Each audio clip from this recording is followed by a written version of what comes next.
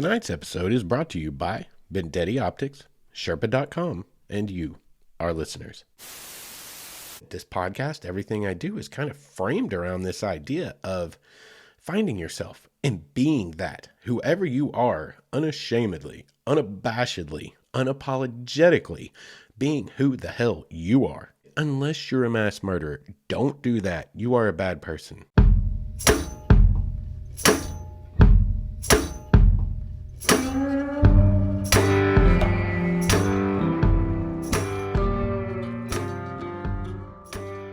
What is up, all of you Wayward souls, and welcome back to the Wayward Stories podcast. Wayward Stories is the podcast where we tell stories of all of our adventures out there in the world as we go about exploring everything this big, beautiful, bountiful world has to offer us and hope to perhaps find ourselves along the way. Interestingly enough, I think I may have done that a few years ago. And we're going to talk about that a little bit tonight here. I think that there is not necessarily a reframing. There's not going to be a restructuring of the format of this show at all. It's going to be the same thing it always was. But for me, on a personal level, there's almost a reframing in my mind that is going to help me out significantly as we pull together stories and do things moving forward. Because for some time there was starting to get to be a little bit of a struggle, because the whole concept behind this, right, has been to basically tell our stories of kind of adventures and self-discovery. We go out there, and a lot of us are out there in the wild. We're out there in the world, even if it's just travel and it's bougie travel. But a lot of us, as we get older, we start going out there, going through, I guess, what they call a midlife crisis. Mine started when I was 19, but whatever. But we're really trying to figure out who we are and what we care about. And that's kind of the idea of this show is mine got jump started 4 years ago. We've talked about it multiple times. Dare I even mention it? But mine got really jump started about 4 years ago, after a big life-changing experience. And the whole idea to me has been going out there and finding out who the heck I am, who I really am, when I'm not trying to be what everyone else wants me to be, but be who I want me to be. And that's kind of been the framework of this show, because this is where I found myself, as out there exploring, chasing the things, listening to my heart, the things that I love. It's okay, what about what you love for a change, Justin? You've done everything everyone else loves. You've been everything else. Everything everyone else has asked of you and expected of you. And well, now there is no one else. So you got this little vacuum here. You're living in a little vacuum. Who the heck are you? Who do you want to be? What do you like? What's that? And you start listening. And it's you know what? I always loved this. I always loved that. I always loved that. And you go out and you start doing those things again. And in my mind, it's been this kind of framework of this podcast has been me kind of telling that story of me finding myself. And I did that through my love of the great outdoors. But it's kind of started to dawn on me, wait a second. You already knew yourself. You had already found yourself in so many ways. You knew who you were. You just had to start listening to it, and then you had to go start doing it. That implies action. You had to take steps and move forward. And that brings to mind one of those little things that you would see someone would buy at, say, a Kirkland's or some little boutique shop somewhere. Those signs, they usually look handmade or are handmade, and they have their little sayings on them. And I saw it somewhere, I believe, in Festus, Missouri, roughly probably 10, 12 months ago, about a year ago, on my delivery route. And I walked up onto someone's porch and delivered a package, and I looked up, and there was a sign there, and it said, "Life is not about finding yourself. It's about creating yourself." And that kind of struck me at the time as, hey, that seems pretty deep. Because to me, again, this podcast, everything I do is kind of framed around this idea of finding yourself and being that, whoever you are, unashamedly, unabashedly, unapologetically, being who the hell you are, and not giving a flying flip about what anyone else thinks about it. That is healthy. That is incredibly healthy. Unless you're a mass murderer, don't do that. You are a bad person if you do that. And you should care about what other people think of you. And you should be in jail. But, just the little things in life. So many people are oh, I can't get into that. All my friends are super conservative and they'll call me a hippie. Or all my friends are super liberal and they'll call me a conservative. Or whatever. Just who you are. Be who you are. And let those people, let the dross, fall away. Let the people that don't love you for you and only like you because of who you are to them, let them go. Let them hit the bricks. It can be painful, but honestly, y'all, that's a truthful way to live. That's a truthful, true to yourself and true to them too. If they're friends with you just because you do the things they want you to, how good of a friend are they? I mean, what are you really losing in that process? But I can attest to you, the people that pop their heads up and the friends that you make in the aftermath of that, when you start becoming who you are and just kind of like, hey, this is me, take it or leave it. Those people that take it, those guys are ride or die. You know what I mean? They down to ride for homicide. They're there till the end. That's real family. That's real blood. And as I was thinking about all of these things, like, what you already going back to one of my patented tangents, Wayward Son tangent there, but going back from that to what I kind of started with on that sign, it's not about finding yourself, it's about creating yourself. I think we all kind of have already found ourselves. We kind of know who we are. It's sifting through all of these layers that we have in place that we've put up there to have interactions, have families, have husbands and wives and friendships. We all, to some degree, cater to everyone else more than we realize. And it took me losing everyone else through this grand experience that happened to realize, like, hey, I've got an opportunity here to just figure me out and be who I am. And I started doing that. And what I kind of discovered was you kind of already know who you are. You just have to sift through those layers. And then once you figure out what you really care about, you have to take action and start being it. You have to start doing it. And that's what that sign kind of at the time planted a seed of. It didn't strike me as it has now. And I think I needed that seed because I kind of needed it recently. It's not about finding out who you are. It's about creating yourself. That's what life's all about. And to bring that into make sense of what I'm talking about here is I've been struggling the last several episodes trying to figure out, like, with this show, I'm like, okay, you've told your whole story now by way of telling the things that got you here, and you've been mildly entertaining, at least to some people, and they've kind of figured out what you're doing. You're telling your stories of being out there, exploring, adventuring, but you're getting to tell your own story as well, and you're getting to get a lot of that. You're getting to work through that and offer a lot of, hopefully, insight. And as it has been, feedback I've gotten has worked as I had hoped, that other people have heard it, that have been through things like you, and it's connected with them, and it's given them something to work with and something to, take a little bit of inspiration out of and say, hey, I matter too. I can be that too. I can take control of my own life too. And like, that's been super awesome. But I've been struggling with, okay, where do I kind of go from here? Because I've kind of told my story now through all these adventures. I've kind of told it. So what's going on now? And it started to dawn on me. Oh, you know what? You've already kind of transitioned into this different framework. You just didn't realize it consciously. But you haven't been telling the story of finding yourself really since like episode 6 or episode 9, somewhere in there, somewhere around the Big Sur episode back at the very beginning. You've been telling your story of creating yourself since then, because everything you've told has been about who you've become and the things that you care about and the things that you love as you have remade your life. And that's what it really is all about. It's not just finding yourself. It's about creating yourself, going out there and doing the things. You spend a minute locating, what do I really care about? After that, you're creating that person you want to become and the life that you want to lead. You're rebuilding a life. And for a lot of us that are like I don't want to say in the autumn of our lives, 40, I've still got halfway to go. Let's say we're in like midsummer. Midsummer is a good time anyway, man. Snow cones, T-ball, river floats, that getting sunburned. Midsummer is a great time. So we're just going to say I'm in the midsummer years of my life. And anyone who's in the same age range with me has really a lot of us start thinking about, what are we going to do with the next half? We've lived the first half. We've lost a lot of stuff and we've gained a lot of stuff. It's a net positive for most people, even if what you've lost has been pretty harsh, but it's all that experience. It's all that life experience that helps you, and gives you a better idea. And you kind of got a real head start on the next 40 years. If you're just cutting them into 40-year chunks. And this can be applied to any age. Y'all just work with me here. But I'm like, a lot of us start thinking about, what are we going to do from here? And as I look around Instagram and I look around Facebook and I look around all my hiking and kayaking and biking groups and all these things, it becomes clear and apparent. Wow, there's a whole lot of people doing the same kinds of stuff that I'm doing. There's a lot of us out there rebuilding, recreating our lives. We are creating who we want to be and what we want to live now. And most people, it is after something like a divorce, or maybe if they're lucky and hopefully for them, they're doing it together as a family, as a couple, even their kids involved. I've seen some of that, but honestly, it's a whole lot of single people out there. And that can be true for all of us. You just have to find it, access it, and then start creating it.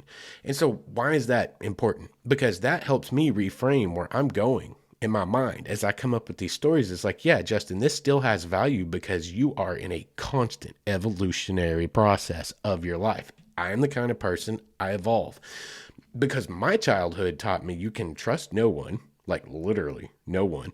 And then my adulthood backed that up.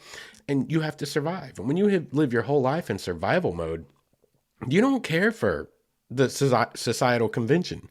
You don't care for the constraints of things as we understand them. I'm no anarchist. I totally believe in law and order and structure and all of those things. They're great, but like they're not super for me. I don't love a 9 to 5 job. I need things to be a little wonky. I don't like stuff to meet the status quo. I am an unorthodox human. That's just who I am, and I always have been because that's what my childhood did to me. And like, I kind of enjoy being unorthodox. I kind of enjoy being different and doing things different.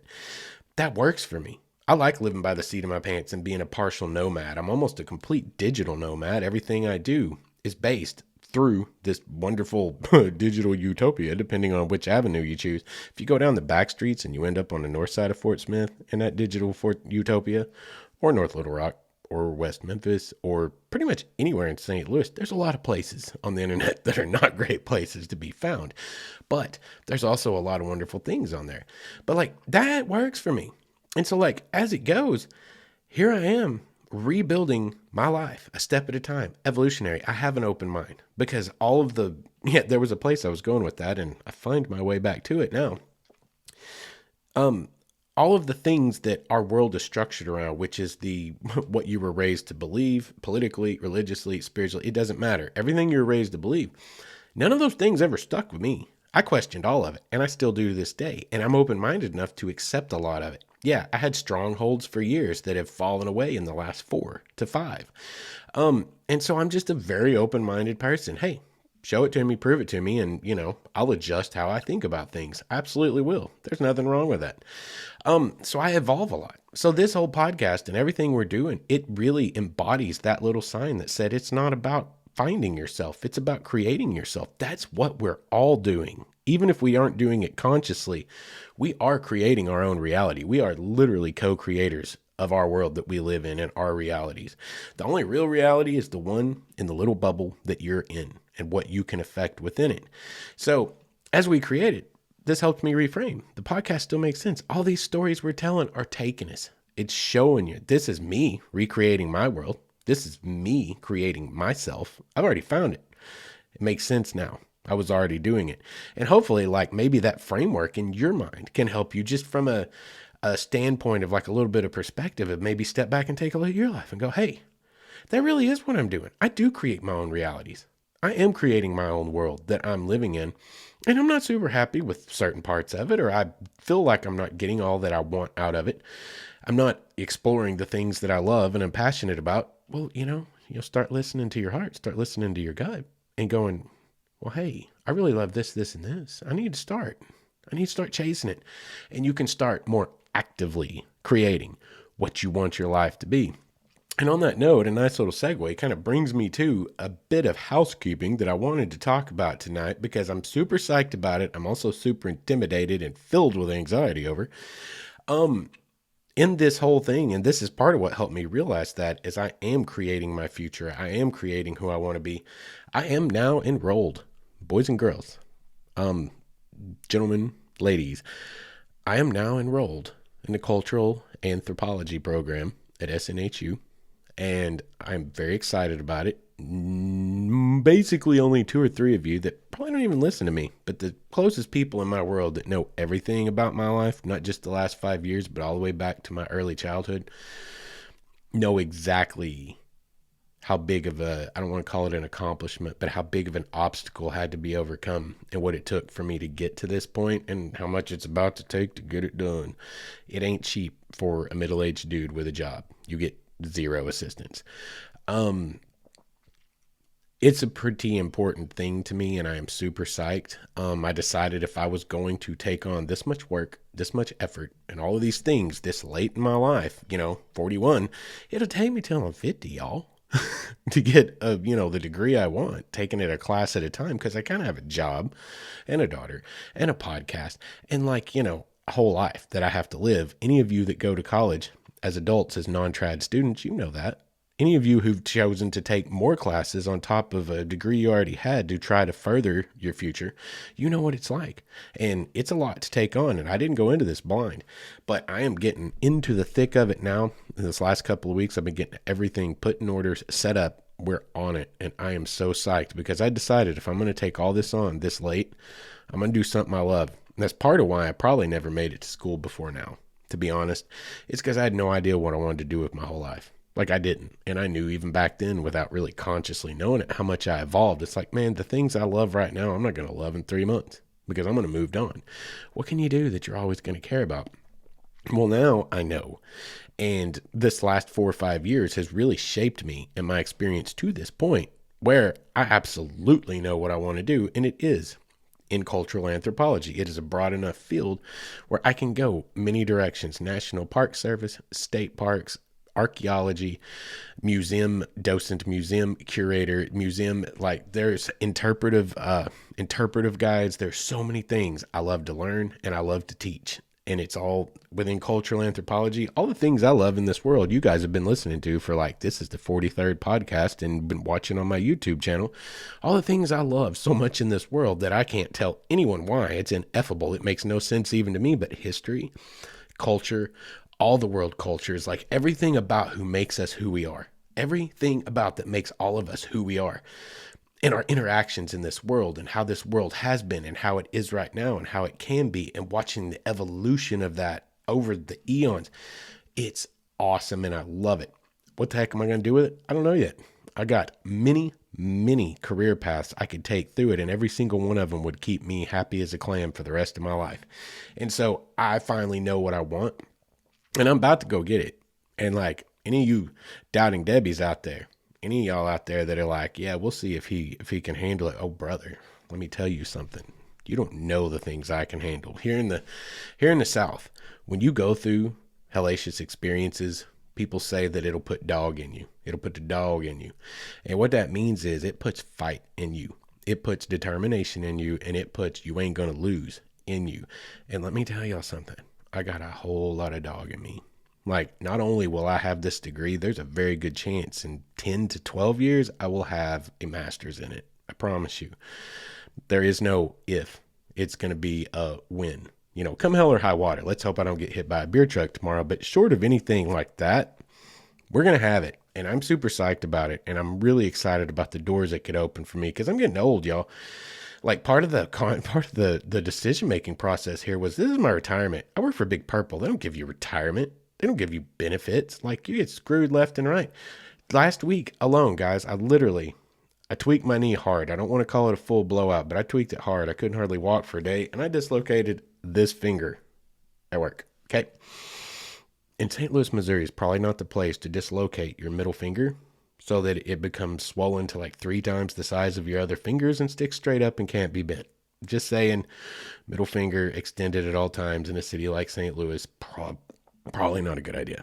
It didn't work out super well. I had to keep my hand hidden. But I dislocated a finger and jerked my knee around pretty hard. 6 months ago, I did blow out the other knee. A year and a half ago, I broke my ankle. All of them at work related because of work. With no benefits, no medical, no nothing through that godforsaken employer. Big Purple screws everyone. I don't have it. I don't have a retirement. So this is my retirement plan. I'm going to have to work till I die. I done figured that out. So maybe I should do something a little bit intellectual where I can work behind a desk or in a museum or teaching a class or something. So I can work till I die and at least have some kind of income other than Social Security, which may not even get that when I get there. So like there's a whole concept and a reason behind this, but the reason I tell you guys all of that is number one, I'm very proud that this is getting to happen, and it's a huge achievement for me just to overcome the things it's taken to get here, and it's going to be a more huge achievement. It's going to be ginormous when I do get there, because that's an even larger obstacle with the time and the money and the effort that's going to have to go into it. But I am psyched about it. And also, I tell you, because I want to encourage any of you that have ever thought about it, it is totally possible to do. And you should at least consider it, because we live in a society now where this is life. This is life how it is, guys. This is just how it is. You got to have a degree for anyone to even like meet you face to face. If I could meet most people face to face, I could get a job without this college degree in a lot of ways. But no longer will they even meet you. You can't even get an in-person interview without showing that you can do higher education. And it's stupid, and I don't agree with it, and our system's broken, but it is where we are. And I, fortunately, absolutely love learning, so I'm super psyched about going to school. Personally, you can't even, like, I got this whole program, and even the gen ed stuff is like tailored more or less to my field of study, except for like 2 classes. Everything's got something to do with what I care about. So I'm like, I'm going to tear into this, y'all. I'm psyched. I can't wait. Like, I mean, haven't had to wait. We're into it now, but like, I can't wait to really get into it as we move forward down the road, and I really get into those classes that are about the things I love so much. But I'm super psyched, and I just want to put it out there, y'all, just as, you know, another voice in a crowd of millions who have already done it before me. Like, you can. This is creating yourself. It's not about finding yourself. Remember that. We just learned. I just figured that out. It ain't all about finding yourself. It's about creating yourself. And this is a huge part of that. I am creating my future. I am co-creating my reality. And, you know, I just want to encourage everyone to do the same thing. Now that we've like rambled on for 21 minutes about basically not tonight's episode, I hope you guys stayed with me. I really do, because I feel like some of the stuff I said there is important for some people to hear. If you did stay with me, I appreciate it, and we'll start getting into it now. We come out of all of me telling you all of that because that's been the biggest preponderance of everything that's been going on here recently, besides dislocating the California Howdy Finger in St. Louis and blowing out a knee, like, has been kind of just all these things I just talked about, and then trying to figure out, hey, what am I going to do for an episode? Well, what I'm going to do for an episode is tonight we're going to talk about Oklahoma's first national park, the Platt National Park, and I'm going to tell you all about it because you probably never heard of it. I bet you money you've never heard of it. And we're going to talk about that in the trip I just took to it. The way work worked out. Allow myself to introduce myself. But the way things worked out coming in from my last trip of work, and my daughter had a thing with her mom and her stepdad this weekend, and my whole schedule got jacked around a little bit. I had 3 days to myself, and knowing with everything I just talked about to you guys that's going on, I was like, this may be my last 3 days for some time to get any kind of an adventure in.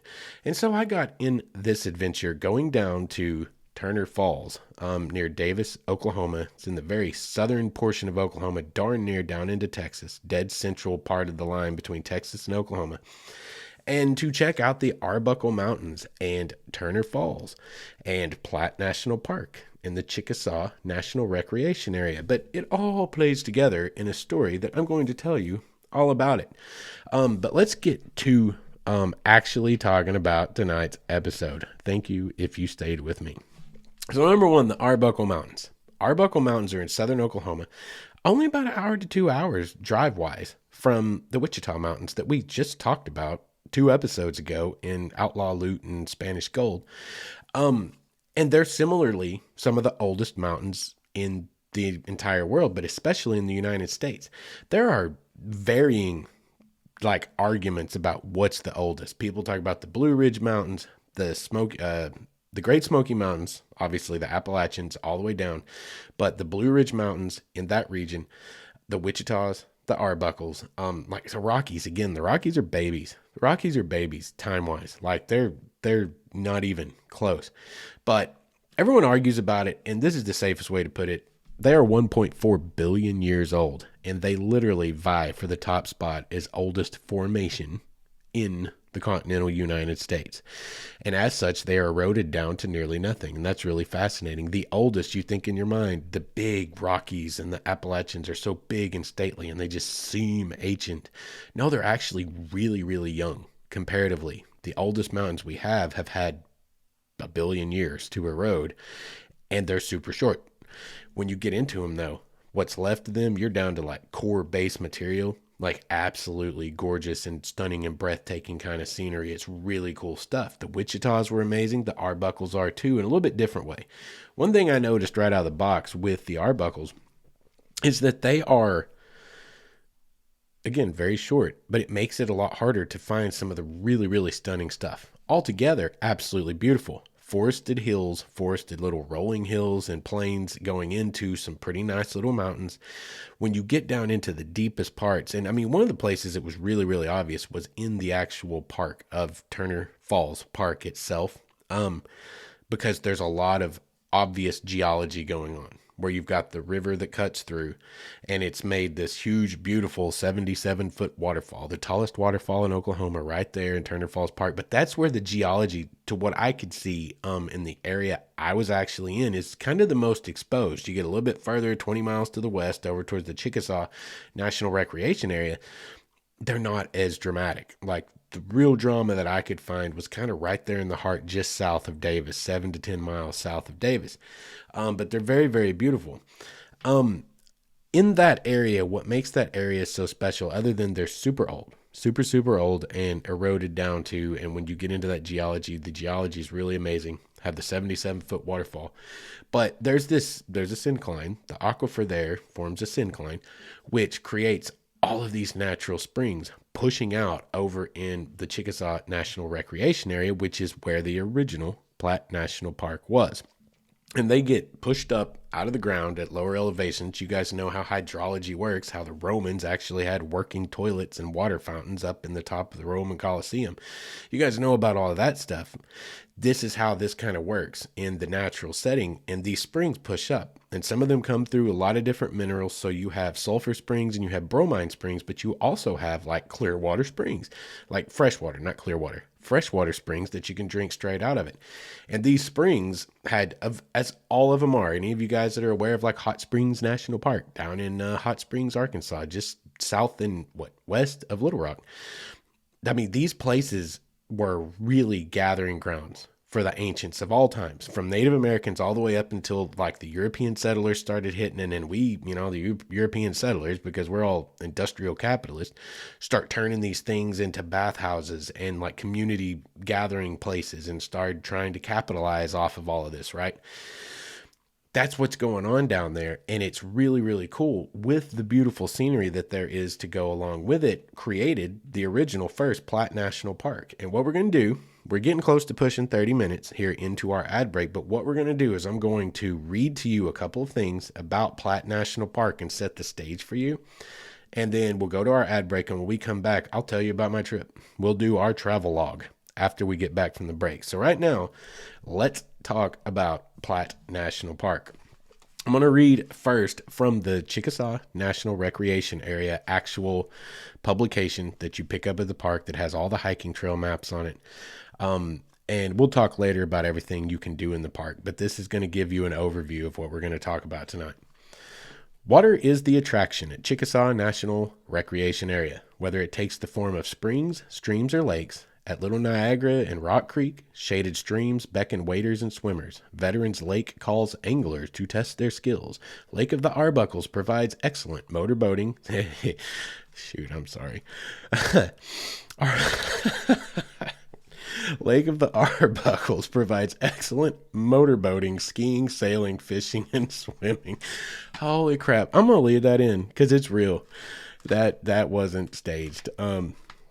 God, I'm 12 years old. I'm so sorry. Okay.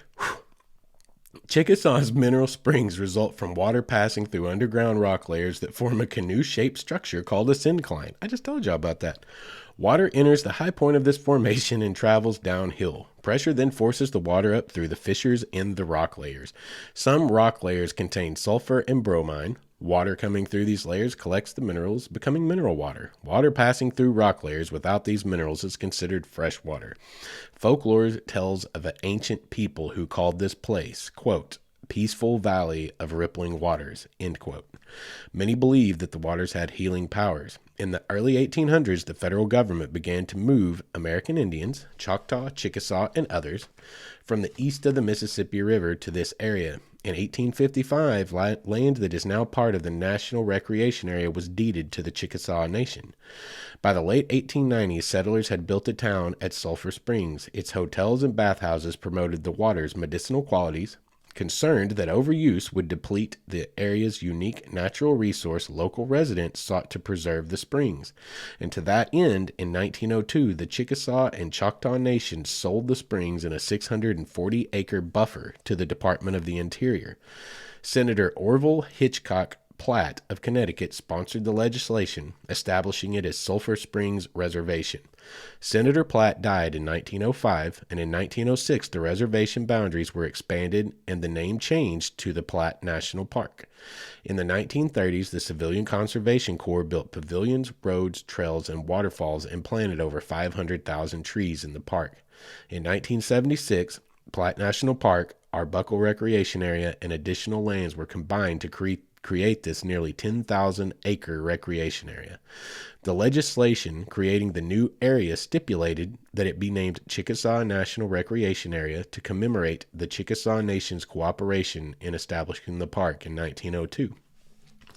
And there you see that it went from being a national park to being a national recreation area, which is probably why you've never heard of Oklahoma's first national park, Platt National Park. Now, one more little short reading, and you guys will appreciate this. Stay with me. I feel like we're still being interesting tonight. So, just hang around. This comes from NPR.org, and it's dated on August 9th, 2016. And the byline is Joe Wirtz. In Oklahoma, a national park that got demoted. And I feel like this is a fair article to read. It's going to give you an idea of what's going on down there, and it's a very cool place. But this article is really good article. The Chickasaw National Recreation Area in south central Oklahoma is not a national park, but it used to be. And the story of what happened illustrates a changing view of what national parks are for. For over a century, the area's mineral-rich springs have been gathering point for locals, travelers, and tribes that were forcibly relocated to the land that later became Oklahoma, says Debbie Sharp, president of the Friends of Chickasaw National Recreation Area, a nonprofit group. Native Americans considered these rippling waters where spirits would help to soothe your soul, to heal the sick body, a place to restore yourself, and a place to rest, Sharp says.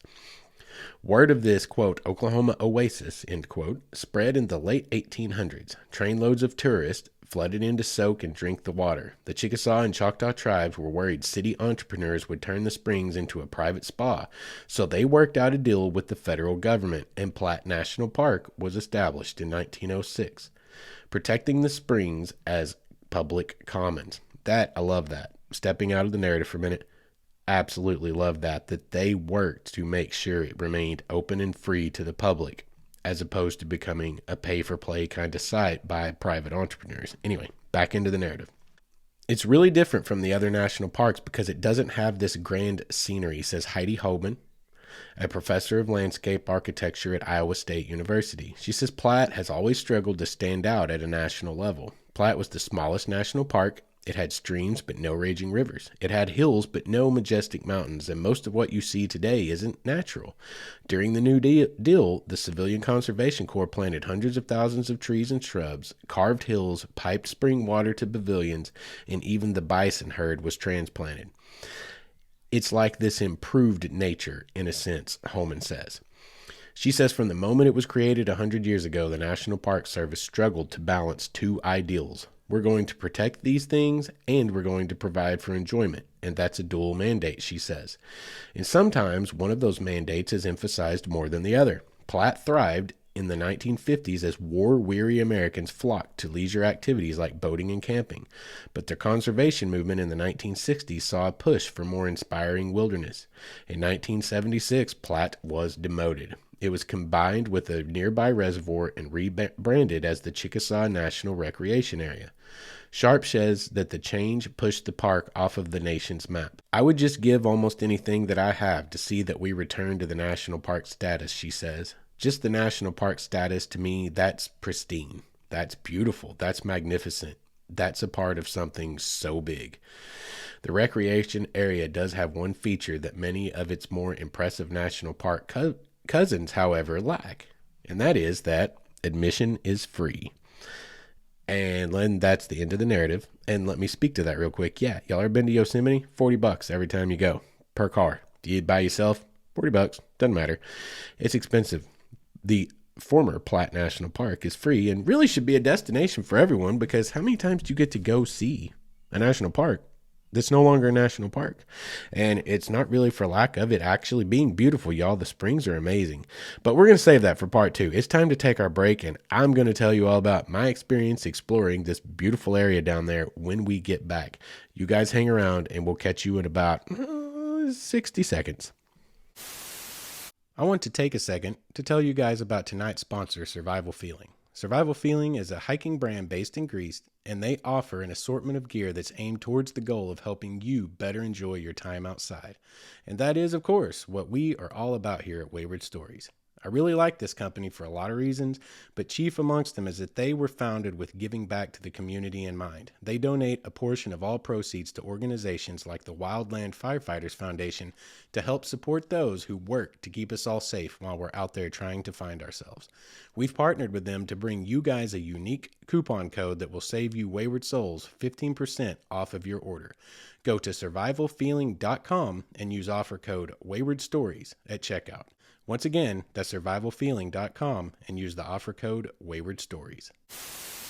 And welcome back. Thank you guys for hanging around through the sponsor break. It's greatly appreciated, and I really urge you guys, go check out those sponsors, whoever it happens to be this week. Again, I only use sponsors of stuff that I believe in. I can say that now because that's how it is now. But like, we get down the road and this podcast is 15 years old. Yeah, there might be some like Geico commercials be getting shoved into these slots in episodes that are 10 years back in the feed. But as it stands right now, I'm only doing my baked in ads. I only do for things that I use and care about, or that I know to work in the way and the manner that they advertise them to, like self-tested stuff. So, I highly suggest giving them all, checking them out, supporting them because that supports us. Let them know that we sent you, if you do, because that also helps us and helps us continue to grow. And if you like listening to me ramble for hours at a time, it's going to take that kind of support for us to keep doing it. But anyway, I appreciate you guys. And let's get back into tonight's show. Oklahoma's first national park, Platt National Park, that got demoted in 1976 and became the Chickasaw National Recreation Area. First thing let's talk about is so here's how it worked out for me. We're going to tell my travel log now. What was going and checking this out like? Okay. So I come back from St. Louis. Specifically was delivering Alton, Illinois. And next episode, I may spend 5 minutes at the front of that episode telling you guys about Alton. It's a little one-off, but it's something you guys really need to know about. Alton is a very, very cool place from a historical standpoint. If you care about history, Alton is a place you should check out. But that's where I've been delivering, where I dislocated my howdy finger and my knee last week, but staying in St. Louis, it's all right there together. So I drive back in from St. Louis. That day that I dislocated my knee, or didn't dislocate, but yacked my knee, literally was one of the worst work days I've ever had. It truly, truly was. Go home day. It's almost like the gods knew. The big purple gods knew. It's your go at home day. We're going to screw you, bro. I literally had 40% more volume on my truck than I'd had for my entire 2.5 week stint up there. It angered me.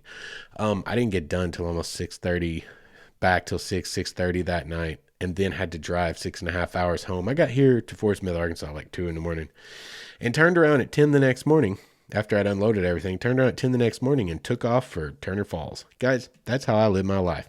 Why? Yeah, because I have to if I want to have any fun ever.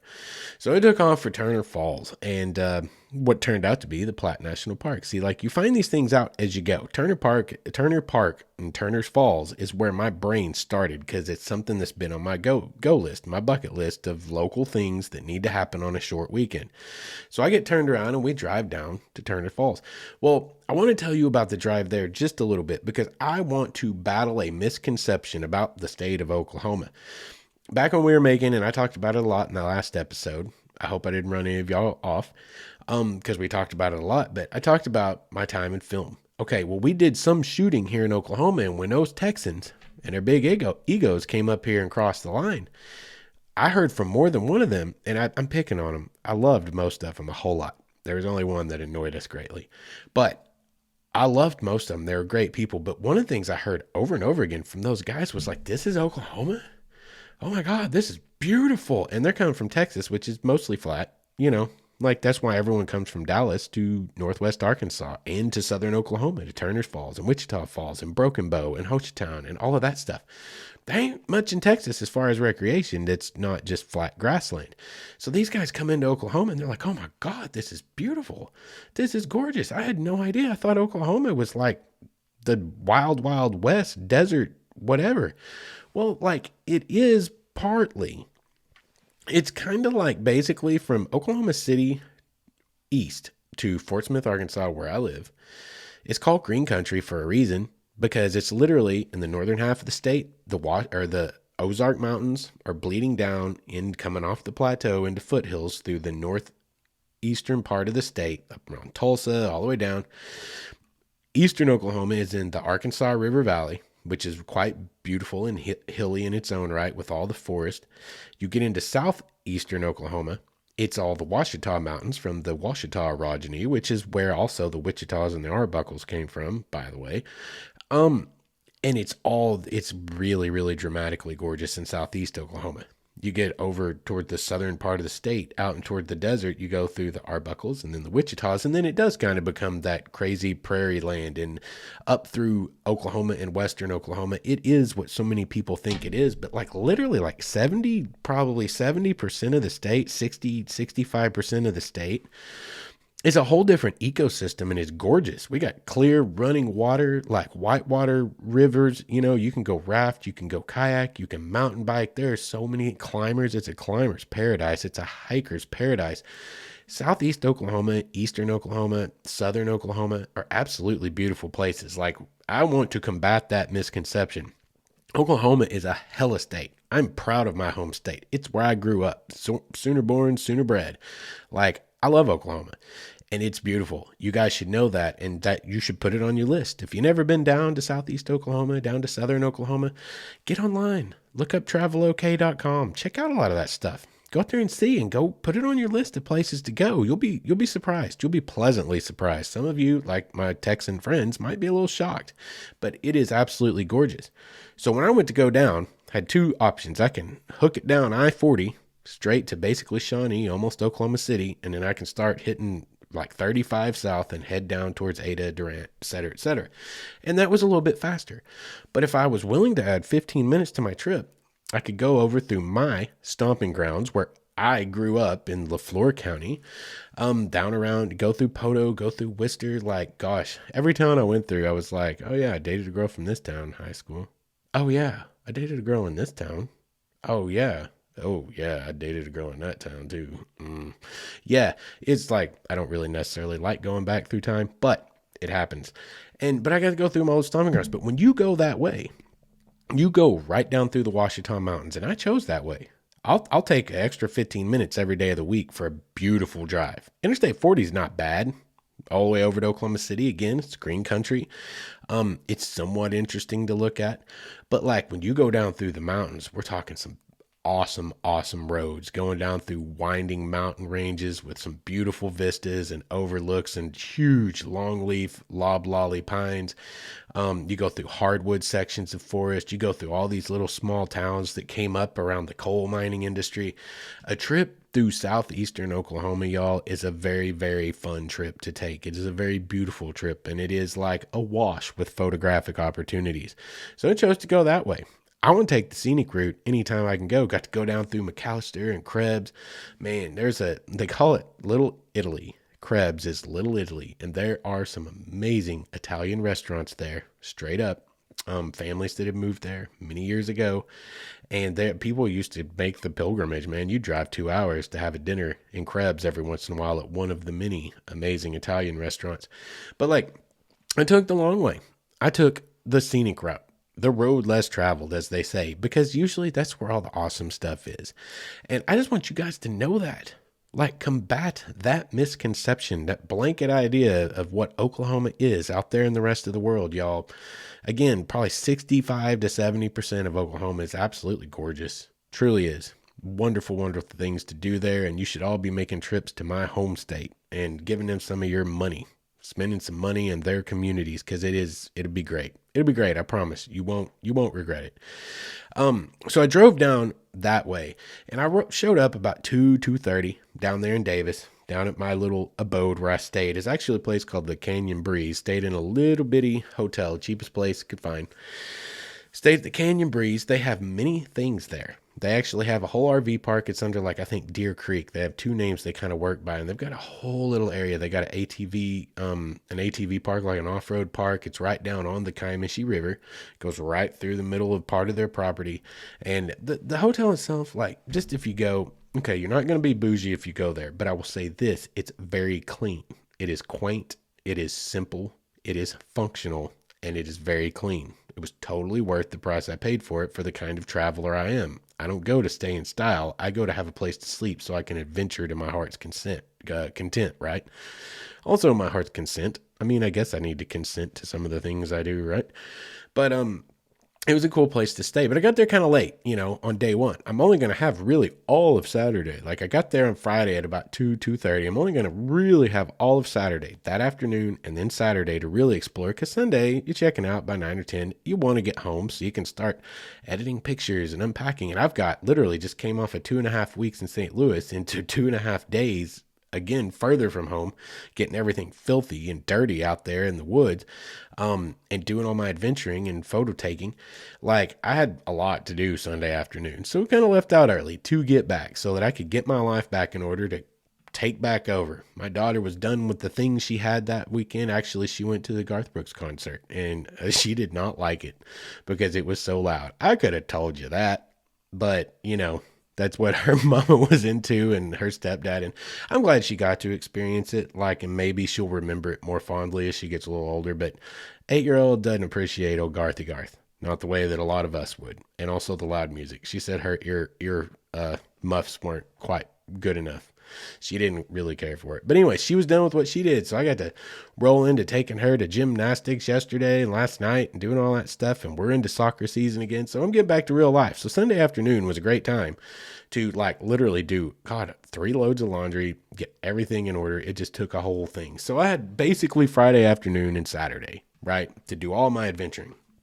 So Friday afternoon, wasn't feeling super great on it after sleeping for 4 or 5 hours. I was like, you know what, let's just kind of go around. Let's go explore their little off-road park. Let's go down and see all the property they've got down there. Let's go up to the overlook over Turner's Falls and get a look at the park, get a look at the waterfalls, kind of get a look at sunset, and go up into Davis and grab dinner somewhere and just kind of get oriented a little bit. Grab some of the local, information, some of the local pamphlets, some of the local, like, leaflets and flyers, and really figure out what's all going on in the area. Because at first I was like, look, I could bang into Turner Falls Park, or, I can try to do it tomorrow evening. But, like, after I got there and overlooked it from the free overlook from the highway that's way up on the mountain, and I highly suggest you guys do that. You got to go up there and look, because it's a stunning vista looking down on Turner Falls. It's quite beautiful. It's really cool. They got, like, an official turnout there. There's plenty of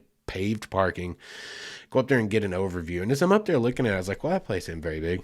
That's a cool waterfall, but it ain't very big. And I already figured out that the Chickasaw National Recreation Area was out 20 miles to my west, or east. That's like 17 miles, or maybe less, but it was 20 minutes. I already figured out it was there. I'd already come across that it was Oklahoma's first national park. And in my brain, I'm thinking podcast. I'm thinking YouTube. I'm like, that is way more of a human interest story. That has got a great angle on it. That has got a hook. That has got something interesting that people will want to see. Oklahoma's first national park. And me, being a history nerd, that's the thing I want to tell you about. I want to tell you about these little known facts, give you a little bit of a look into our past, and just it's a great angle. It's a great angle. There's a great hook for that. And so I wanted that. And like after I got there, I was like, Turner Falls, not that big a deal to me anymore. After I'm looking at it and saw some reviews on the interwebs, just trying to get an idea to get to their website, because you have to pay to get into Turner Falls Park, quite significantly, by the way. And I was like, God, man, it's got some horrid reviews recently. There's something going on there that I don't know about. So like, it just kind of lost its appeal to me right after I got there and kind of looked it over. It's like, that's not my primary goal anymore. Platt National Park, Platt Historic District, rather, is what it's called now within Chickasaw National Recreation Area. That's become my prime focus. That's what I want. That's what I want to see. That's way more interesting. So Turner Falls kind of fell off a little bit in order of how much I cared about actually seeing it. So we get there, go and overlook it, decide all that. So, okay, go get dinner. Let's go get dinner, get reset, get ready for tomorrow. Like, get all my gear, get all my batteries charged, get everything set up, get microphones done as best I can take care of them, get everything ready to go. So I go up into Davis, and I got a chicken fried steak. Y'all, if you ever want some real Southern cooking, you know, if you want a chicken fried steak slathered in white gravy with mashed potatoes and fried okra, I'm talking the kind of thing that might give you a coronary on the spot if you consume it too quickly. Anywhere in Oklahoma is a great place. Any little diner with a name like Deb's Burgerland, which is what this one was called. Anywhere like that that's serving up a chicken fried steak or something like it, that's the place to get you a real deal. Oklahoma, South, a Southern chicken fried steak. And every state's got them. Hell, Texas has got a chicken fried steak, like, driving trail. Like, they've got a whole thing is supposedly the best chicken fried steaks in Texas. And it's got this huge loop and all the little restaurants that supposedly make the best ones. Everyone's got their own version. They're all pretty much the same. But everyone in the South is proud of their chicken fried steaks. But you want a good, greasy one that'll stop your heart on the spot and give you heartburn for the rest of the night, you got to get you a chicken fried steak. It's some little place in Oklahoma like that. And Deb's Burgerland, if you go there, just know it hasn't been remodeled or done anything in any kind of upkeep for probably 30 years. But they made a hell of a chicken fried steak. But anyway, went and got chicken fried steak, ate myself silly, got set up, and the next day, going out and I'm going to pop down to Chickasaw National Recreation Area and check out the whole thing. Got down there, went to the main park office, or maybe it wasn't the main park office. It was Travertine Creek Nature Center. And they had a park interpreter there, National Park Service employee. And it was great, y'all. Like, it's National Park. Like, look at my shirt. If you're watching on YouTube, check out my shirt. Got my bison on there. Love and protect your parks. I love this shirt. Like, freaking $20 t-shirt. National Parks. Can't beat it. In a national park, no less, that's free. Because it's national parks administered, not actually of the status of a national park. But there's NPS employees, there's NPS merch. I got this cool little sticker. It's going to go on my new laptop I had to buy to go to college. And it says National Park Geek. And it's got the little hat with some little spectacles. It kind of looks like Theodore Roosevelt. Looks like Teddy Roosevelt with a national park hat on. It's a beautiful nature center. It's got all the interpretation of what's going on under the ground and the syncline and the springs and the history of everything that happened. And again, as always, with an NPS employee, super knowledgeable. I spent probably 10 to 15 minutes talking to her. I was like, hey, do you like your job? And she was like, I love my job. And we talked, and I nerded out with her for a good solid 15 minutes and talked to her about kind of my plans with what I'm doing with my degree, and hope, the NPS very possibly could be something I explore. I would love to do that if all the circumstances are right. She was more than amenable to talking to me and like accommodating, and told me all kinds of cool stuff. And like, it's a great place to go, y'all. And it's a great place to take children, because here's the thing. Here's what it meant to me going to the Platt Historic District, which encompasses basically Travertine Creek, which comes from like Buffalo. The natural spring is called Buffalo Springs. And then the other spring, which was, crap, I forgot. Either way, there's several. There's so many, and that's why I forgot it. There's so many springs in there. And they converge down into Travertine Creek, which is absolutely gorgeous. It is a beautiful little tiny creek, or it's like a tiny, almost like a tiny river. It's a large creek and it's very beautiful. And as mentioned in that NPR article, there are many dams and faux waterfalls built along the way that made these pools of water. But like for me, what did that mean? That meant a lot of long exposure. And I had a super cloudy day that day. It was perfect overcast skies for long exposure on this hike. And y'all, I hiked my buns off, literally put the glutes through the ringer, because I think I gained what, almost 60 something meters in elevation. So like, climbed over 18 flights of stairs over the course of the elevation changes for like 7.1 kilometers, which is something like 4.5 to 5 miles. Like, and just this one section following Travertine Creek all the way from there over to the Lincoln Bridge, which I'm going to tell you about in a little bit. It was over 5 miles of hiking. Like, it's great exercise. It's a great hike, and it follows this absolutely beautiful creek, Travertine Creek, and it's got waterfalls everywhere. Perfect for photography. What I was there for. But you know what's going on? Everywhere there's a waterfall, there's a big pool above it. And you know what? There was a pool of kids everywhere you went, and everyone was bringing their families in to this free admission park and letting their kids swim in the beautiful, some might even say healing, spring waters of the original Platt National Park.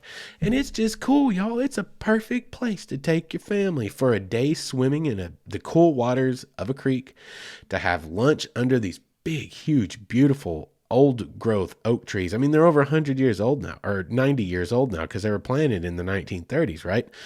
You got all this shade to have your picnic lunch with your family. The kids get to play and swim in this slow water. It's slow water. It's not like it's a raging river. It's perfect, lazy little river for them to play in, and all these waterfalls to look at. And for me, I'm in there taking pictures and have all this hiking I can do. And on top of the hiking that's just in the Platt National, or the Platt Historic District, the old Platt National Park, there's this whole section of trails that has way more mileage, that's unimproved, unmaintained trails that are for mountain biking and hiking and running and all of those things. And it runs all the way down to Lake of the Arbuckles, which is encompassed within the Chickasaw National Recreation Area. And I didn't tear into those because honestly, I actually intended to hike the trail that follows Travertine Creek all the way from the Platt Historic District, at the end of this little lake called Veterans Lake. And as it went on down to the Lake of the Arbuckles, not realizing how much hiking was in just the area alone. Like the Platt National Park, the original footprint of the Platt National Park. So I didn't even get the chance to. Platt National Park was enough, which is great, because what does that tell you? I mean, on the one hand, it stinks because I missed out on seeing some of the stuff I was really wanting to get into, which is a little more of the backcountry, quote, end quote, hiking. But what it tells you is there's a lot to do there.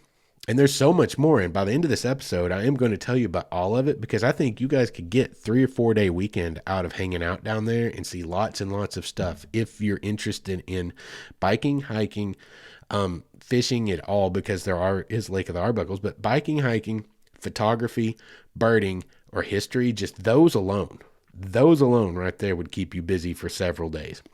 So it kind of helped because it gave me a little bit of a watermark to be able to say, like, hey man, I hiked my tails off. Yo, you guys, I beat. Like, I ground pound. Like, and my brain gets going. It's usually to Billie Jean's. And like that 110 beats per minute gets in my head when I'm pounding, and that's the steps that I take. And like, I move fast when I hike. It just kind of how I move. It's not on for any reason or any purpose, but I cover ground is what I'm saying. And I covered all that damn ground, and with stopping to take all of the waterfall pictures, which were amazing. I mean, I just didn't have time to go explore the rest of the trail. So there are a ton of trails for you guys to get in there. And there's like this whole thing going on with all the wildlife. If you like wildlife photography, actually, I'm going to pull this out real quick and read off to you a list of what you can find down there if you're into wildlife photography. This is that paperwork. Roadrunners, which are big in Oklahoma, like not the Roadrunner from the cartoons. These are a little bit dumber than that one. Tarantulas and scorpions and western diamondback rattlesnakes, bobwhite quail, juniper bushes, coyotes, red cedars are there, cottontail, wild turkey, bobcats, deer, 9-banded armadillos, beavers, banded owls, red-tailed hawks, scissor-tailed flycatcher, which is the state bird of Oklahoma, by the way. If you've ever had that state series of quarters that the U.S. Mint put out, if you look at the Oklahoma one, it has a scissor-tailed flycatcher on the back. There's a lot of wildlife there because it's literally what they call a ecotine, or actually, let me make sure that I said that properly. Ecotone, an ecotone, which is basically two ecological communities come together in the Chickasaw Recreation Area. It's eastern woodlands and they meet western mixed grass prairie. So you literally have an overlap of multiple species of animals and plants that are living in the same area. So there's a ton of wildlife photography opportunities if you're into that. But with everything I got into down there, I just didn't have time to go hit the rest of it. So there's that much to do, guys. And the mountain bike trails are there for the unimproved and unmaintained trails that make like a 10 or 11 mile shot from Veterans Lake down to Lake of the Arbuckles.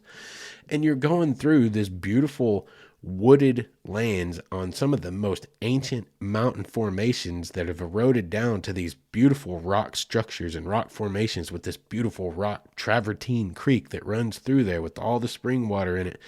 It's a really, really cool trip. When I got down to the far end of what I ended up being able to do there, I got to the Lincoln Bridge. The Lincoln Bridge was completed in, I believe, 1906/1907, and it is the oldest hand-built, built structure, created structure within the old Platt National Park area, standing over Travertine Creek, and it's awesome. Y'all, go to our website, waywardstories.com, after this drops, because I'm going to be putting these pictures up tonight. But go over to our website, waywardstories.com, and check out my Instagram feed. Or you can just go find me on Instagram at waywardson119. You can do it either way. But go check out the pictures. You're going to see some of the long exposure, and this bridge is in one of the long exposure shots, and I absolutely love that shot. And you can see this 113-year-old bridge that was built way back when it first became a national park over this beautiful creek. Like, there's a lot of colors playing on the water from the greens and the trees. The overcast sky worked out in our favor for long exposure. Go over Instagram.com/waywardson119 or waywardstories.com, and you can see the pictures of this trip, and you can even find a link on the YouTube feed there of my actual experiential video of this trip, and you can see some of the pictures within that video, but also see it in 4K. See it in real time, what it looked like out there. And it was absolutely gorgeous. Very, very cool place to go down and check out the Lincoln Bridge as well. And then had to hike back up to the vehicle, got to go back to the park office, talk to another park employee. And after that, went to actually sat there in the parking lot. I love this. I love this after a long day of hiking. Throwing up the back hatch on the Xterra and pulling out my sandwich meat and making a sandwich and sitting there with a bag of chips and a sandwich and a cold 0 sugar sweet tea or something on the friggin' back of my ride, just resting, letting it, my body catch up and eat something solid, like a sandwich or whatever you bring for a picnic. That's one of my favorite parts of a trip like that. And sat there and ate my sandwich and then kind of decided, collectively, we were like, what are we going to do now? Do we want to just call it? Do we want to go over and check out the Chickasaw Cultural Center, which is something you should all do. Chickasaw Cultural Center is an amazing place with some beautiful, it's super cool. Google it, look into it, make it a part of your itinerary. But trying to decide what to do. And I got thinking about it, and finally I was like, you know what? We got to go to Turner Falls. We have to. Here we are. Got to go to Turner Falls because I got to have a picture of Oklahoma's tallest waterfall. The clouds are right. The overcast is right. I should be able to get some long exposure. Got to get a picture of Oklahoma's tallest waterfall. I got to go see it. And more so than even that waterfall, there is an abandoned castle that was built in the 1930s by a professor at the University of Oklahoma, the Dean of Education. His last name was Collings, Dr. something Ellsworth, I think, Collings. And it's an abandoned castle built in the medieval style. And that's way more interesting to me than a waterfall, to be honest, because the waterfall is beautiful, but I've now seen thousands of waterfalls. I've been to the tallest waterfalls in California, the United States, Oklahoma now, counting that one, Missouri, Indiana, Arkansas, go down the list. Everywhere's got cool waterfalls. But that castle, that was really drawing me. But you have to get online. The city of Davis owns Turner Park, and you got to get online, and you got to order tickets online. You got to pay. You got to go up there and like give them your printed ticket or scan your phone, or you can pay there at the gate, but it's way quicker and easier if you do it online. And I was kind of iffy about it, and to be honest, it was super, super expensive. And some of the really bad reviews about it were like, this costs more money than going to a national park. And for real, legit, it does. Some of the national parks, I mean, it was damn close to being like going to Yosemite price-wise. And I was like kind of questioning, do I feel this? Am I really feeling this? Do I want to spend this much extra money for the one picture of this? But, you know, kind of the castle kind of sold me. I was like, I'm here. I came here for this purpose. And I kind of like, I got to do this. I got to do this. So, and if any of you ever hear this, any of you guys down in Davis and you're on the Davis City Council, don't freak out yet. Hear the whole episode. Let me finish my whole thought about everything. Even though I've said a couple of things, they are fair statements that there are some bad reviews and it is quite pricey for what it is. You know, hear me out until the end. I'm going to redeem it a little bit. Just stay with me. So I go and went ahead and did it. Decided to do it. Go in. It is pricey. Everything in there is pricey. Like it's super, super. It's about making money, y'all. It is. That's just the reality. That's the reality. And it was at one time a real tourist draw. And apparently it still is, which kind of surprised me. Cause like, again, it was like, wow, this is cool. But like this, yeah, I don't know. But people come up from Dallas. There were so many Texas plates everywhere down there. Just like we see in northwestern Arkansas and north central Arkansas, up in the Ozarks every weekend, Texas plates everywhere. Like for as much as you Texans love that state of yours, you sure do leave it anytime you get the chance. Just saying. I'm kidding. Got to give you a hard time. You know that. I'm from Oklahoma. That's what we do. Anyway, it was okay, guys. It was pretty cool. Here's the thing. It would be great if you're taking a family in there, kind of like you can over at Platt National Park for free. But if you go up in there, you can. There's a lot of really cool swimming holes, and you can get to see this beautiful waterfall, which is super cool. This waterfall is natural. It comes out of 1.4 billion year old geologic stone over this huge cascade down to a sheer drop at the bottom. And it's a super cool waterfall. And I got some great pictures. Like I said, you guys need to go over and check them out. To Instagram or to the website. But if you go, you need to go, honestly, just to check out Collings Castle, y'all. Even if you're not a history nerd, you will find it fascinating, I think, because like it's open. Like there's a reason there's like a 4-page long waiver you sign, I guess, when you buy your tickets to go into Turner Falls Park, because there are some dangerous places in there, and Old Collings Castle is one of them. It's not like it's dangerous because like it might collapse and fall on you, but it's steep as hell. It's built literally like a European medieval castle. Like the walkways are super skinny. The stairways are super tight. I went up to the top of one of the viewing towers, like a turret style viewing tower. It's like going up like 2 flights to 3 flights of stairs on stairs that I swear to God, I'm not making this up. If you're watching on YouTube, they're about that wide. Barely wide enough for both of your feet to stand on one step, which is how medieval castles were built, to be defensible against invading armies, right? Hard to run down hallways, hard to flood a castle when the hallways are narrow, the stairs are tiny. I was a little bit nervous when I got to the top and realized there wasn't a way out at the top, and I had to go back down the stairs that were that narrow, that steep, and I'm looking like 30 feet straight down the spiral of these little tiny things in this little hallway that's not much bigger than the size of my body. But it's super cool. Like, go watch the video. Like, I'll have that drop in here in about a week, and it's just scheduled that way. It's already done, but that video of exploring Collings Castle will drop in about a week, so be watching for that on YouTube feed. But this castle, it sprawls across the side of this mountain, and it's buried in the trees, and the roof is gone in parts of it. I mean, like I said, it's safe physically as far as from like falling things or debris or anything. It's not that. It's just that the walkways are so steep. Everything in there is so small and tiny. You have to be careful. And if you take children, be super careful with those kids and keep an eye on them. But it's super, super cool, y'all. There's multiple outbuildings. There are multiple layers.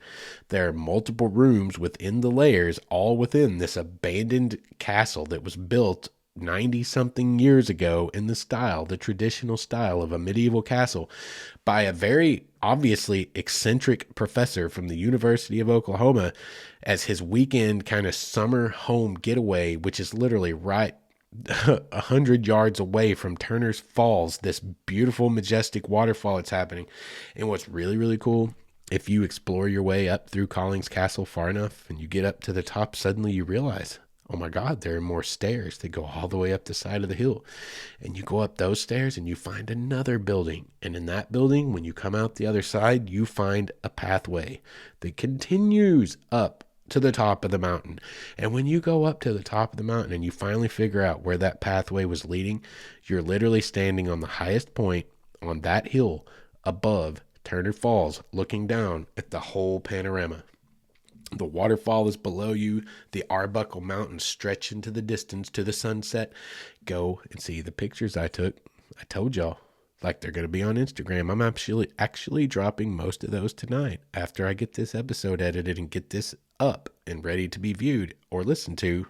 The sunset, the vista, the waterfalls down below, and now there's used to be back in the old days in Oklahoma and Texas, what you would see in the silhouettes of the skyline against the falling sun was the oil derricks. Now it's windmills. And I have to say, the windmills are hella cooler to look at than the oil derricks in the distance. And that's a true story.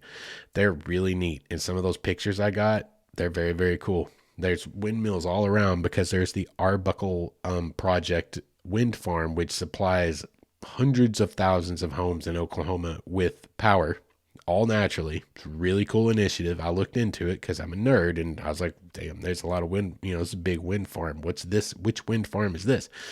I looked into it. Very interesting. But there's really majestic things to see and look at, and interesting things like this abandoned castle in the Platt Historic District and all the history that goes back all the way to the Native Americans removal and the Chickasaw and the Choctaw, and even pre them when you get into the Plains Indians like that were living and inhabiting the sites in this area before anyone ever did anything there. Super, super cool adventure. A super awesome weekend trip, guys. So much for all of you to get into. Like I said, from mountain biking to hiking to nature photography to landscape photography to fishing to off-road vehicles to there's some zip lines there now to some good old-fashioned like Montezuma's Revenge chicken fried steaks at Deb's Burgerland, all the way down, and there's beautiful, amazing cabins you can pay $500 a night for, all the way down to where I stayed at the Canyon Breeze in this old school stuck in the 1970s hotel that is super clean, super safe, super well kept, quaint and functional little property for on the cheap. Good place to spend a night and have everything be safe and sound and no worries. And everything in between, from the Chickasaw Cultural Center that you can go and learn all about the Chickasaw culture and their heritage and where they came from and how they've rebuilt themselves and reshaped their future once they were removed to Oklahoma.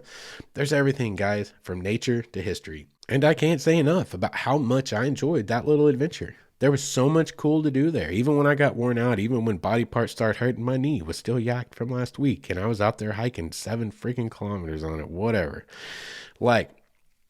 You can't let things slow you down. That's all I'm saying. You might be like, Joe, you're an idiot, Justin. Like, what?